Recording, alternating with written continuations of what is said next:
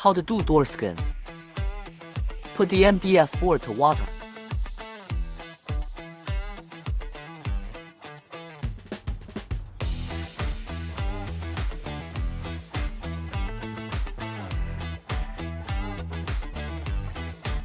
Using high precision press to press the soft MDF.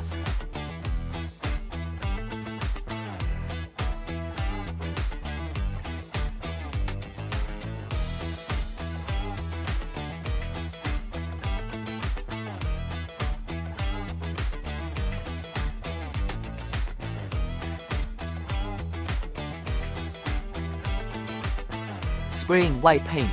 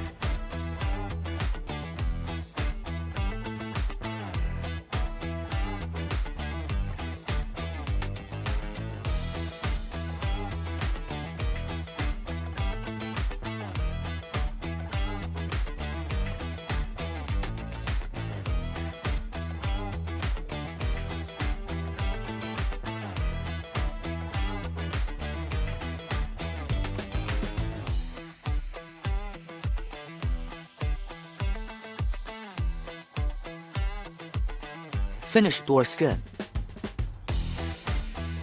The same press as shown in this video can be used to produce door skins with a melamine paper surface.